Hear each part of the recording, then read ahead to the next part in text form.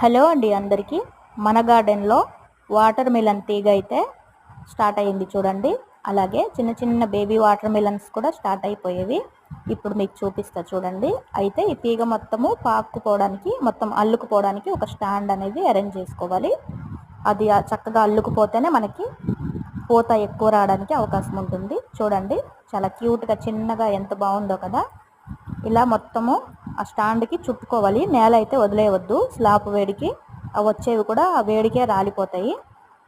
చూడండి చిన్న సైజుగా ఎంత బాగుందో కదా. చూడడానికి చిన్న దొండకాయ లాగా అయితే ఉంది. ఇప్పుడు ఇది బ్లాక్ కలర్ వాటర్ మిలన్ వస్తుందా, మరి గ్రీన్గా మధ్యలో లైన్ లైన్గా ఉంటాయి కదా, అది వస్తుందా అనేది చూడాలి.